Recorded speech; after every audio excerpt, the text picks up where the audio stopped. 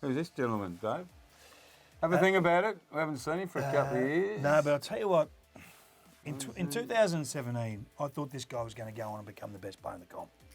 But clearly it hasn't happened since then. 11 games in the last 2 years. He's been severely impacted, even in those 11 games, by that horrible groin injury that he's carried and struggled to get through. This is a career-threatening groin injury. Some people have groins in their back in 4.5 weeks. This is like 2 years. Yeah, I know. And it's still not right, mate. He's still not on. He's still not in the main training group. No, well, he hasn't seen the main training group for 2 years. But is he going to be there at the end of the year? Do you think that what worries me is the Jonathan Patton discussion? That if there's 4 or 5 weeks to go in the season, what's the point? Yeah, no, that's what happened last year with Jonathan Patton at GWS Giants. He was leaving, so he didn't play. I think most Essendon supporters would have thought, if Joe wanted to go, trade him.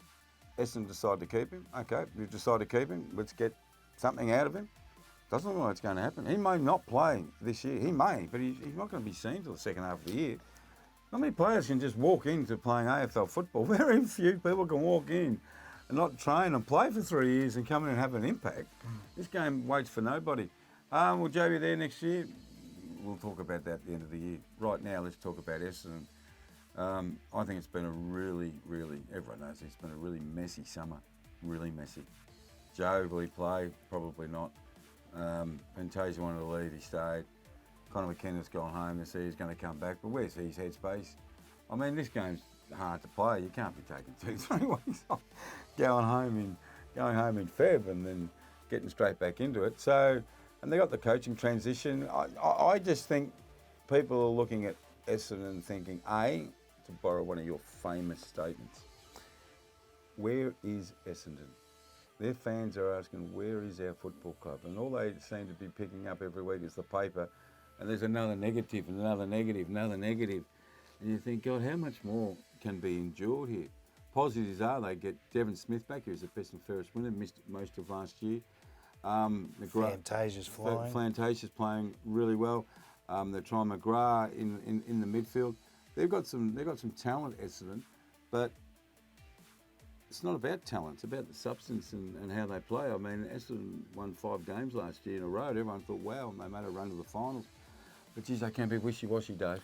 Yeah, you never know which Essendon you're going to get. Yeah. That's the problem. But I think what we're going to see this year is Ben Rutten's taking over the defence of the opposition's ball movement, and Blake Caracella is taking over their actual ball movement. So you're going to see more predictability. You're not going to see the run and gun of individuals off half-back. Now, everyone loves the way Adam Sard plays, and when he starts bouncing the ball and weaving his way through, that's great for Adam, and it looks brilliant.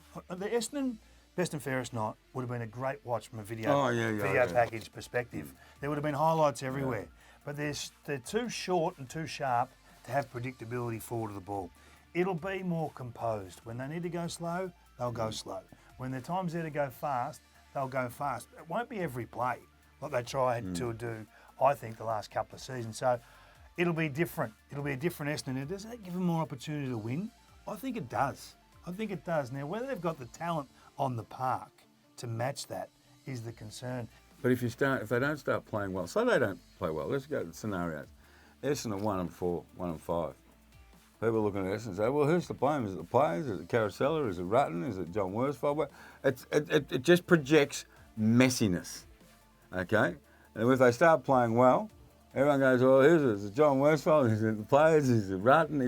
It's just, this club's had to endure a lot. They're going to have to be strong as a group this year. That's the executive, the board, the coaching staff. They're going to have to be strong because I feel at stages there's some stuff coming.